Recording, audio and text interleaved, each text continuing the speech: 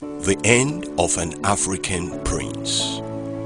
Mrs. Douglas screams and runs out of the room as the Dr. Lawson covers the remains of Prince Douglas.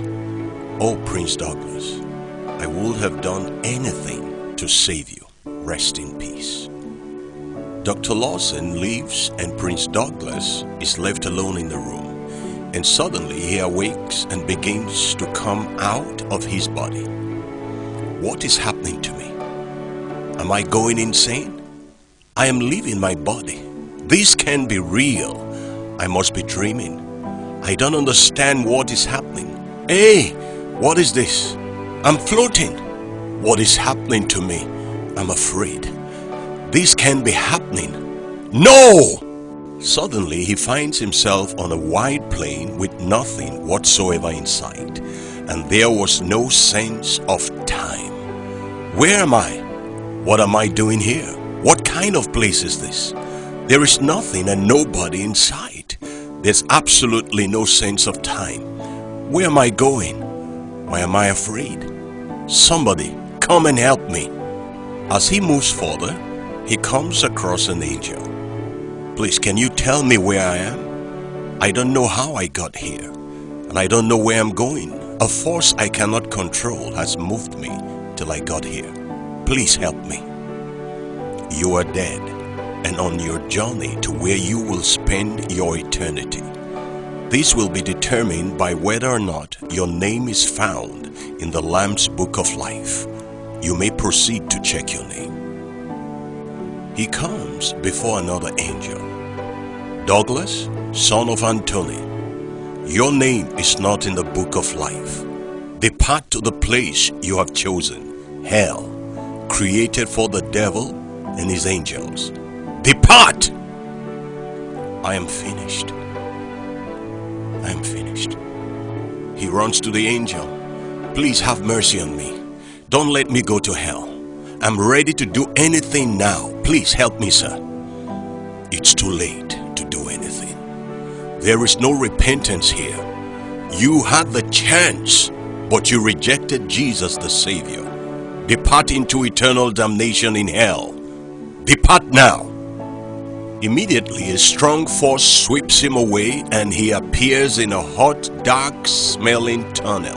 He was bound and dragged all the way to hell. He pleads and cries for mercy, but only got more and more pain. You are welcome to hell, the eternal home of the damned. You are lost and this is your home forever. Sin has won again. One more soul for hell. Welcome to eternal torment, torture, and unending regret. We will win the war to destroy humanity. Ha ha ha. Ah! Leave me alone. I beg you, please. Have mercy on me. Jesus, Jesus, please save me. This place is too hot. I'm burning. Pastor Jari warned me. See what I have done to myself. Please have mercy on me. Have mercy. Shut your mouth, you fool. There is no such thing as mercy here. Mercy is only available in the kingdom of light. This is the kingdom of darkness, and we only understand the language of pain, torment, sorrow, and affliction. And stop deceiving yourself, calling Jesus. Those who know him do not come here. This place is made for us, our master, the devil, and those who serve him like you. At last, Prince Douglas is cast into hell. Ah, help! Oh God, please take me out of here. I'm burning. This place is too hot. I want to get out. I can't bear this. This place is wicked. I'm sorry, oh Lord, for all my sins. I repent now and I give my life to Jesus. I don't care what anybody thinks. I can't stay here. I want to get out. I must get out. A soul suffering in hell responds to him. Sorry, newcomer, but no one ever gets out of hell. I've been here since 1962 and I burn like this every day. On earth, I was very educated, and I never believed any hell existed anywhere. I always mocked Christians who preached Jesus, but I died in a plane crash and found myself here. I regret my actions, but I know there is no hope for me. I am doomed forever.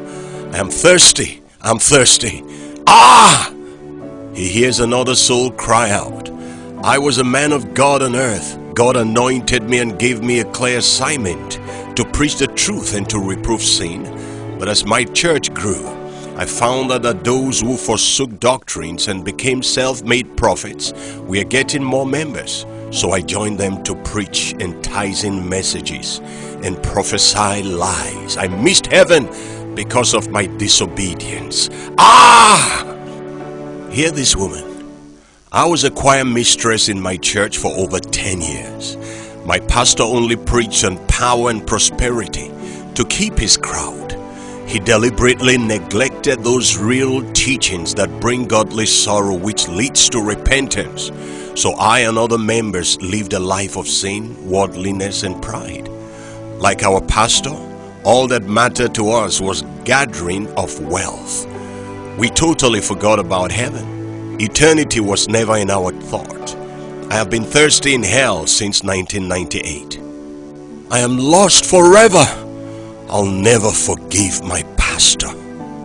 Hear this false prophet. I was a false prophet on earth. I deceived many by calling the name of Jesus, but Satan was the real source of my powers. I called those true prophets who waited on God for everything fools, because I got everything cheaply from the devil. I gave my members perfume, soaps, and many other occultic concoctions on which I called the name of Jesus to deceive them. I used candles and incenses to invoke demons on them, but I tell them it was to invite angels.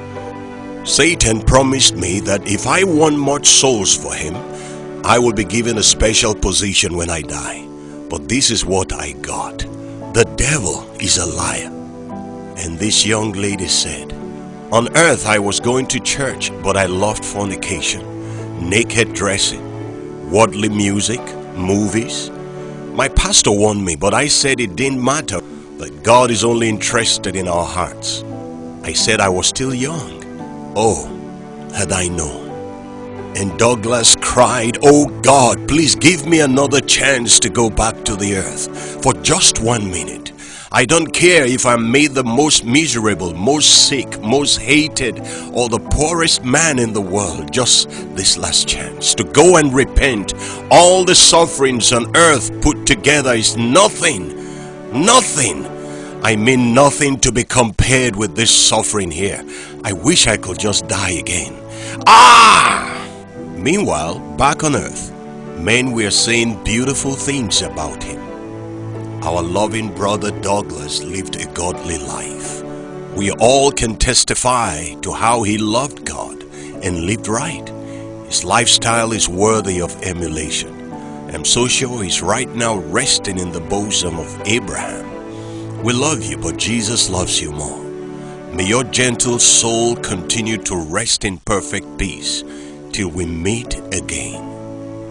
Let's sing hymn 447. And wonderful things were written of him in the condolence register. A loving and God-fearing man. Rest in peace, Dougie. His family organized an elaborate burial ceremony, and the musicians sang, Prince Douglas has gone home to his ancestors. He has left a good mark behind. Featuring the most expensive buffet and uniforms. But back in hell, who will warn my people on earth? My wife must not come here. My children must not taste this. All my friends must not come to hell. Even my enemies must not come here. Who will tell them that hell is real? Who will tell them that Jesus is the only way? No man is strong enough for this suffering. Everything I died to have is useless after death. I was a fool. Ah! If you would like to receive Jesus Christ as Lord and Savior, Why don't you pray with me? Bow your heads and pray with all your heart. Lord Jesus, I come to you today a sinner. I believe you died for me and you rose again. I ask that you come into my heart and give me a new heart of righteousness. Forgive me all my sins. I renounce Satan and every works of darkness in my life, and I receive the gift of eternal life today. Thank you, Jesus, for saving me. Amen.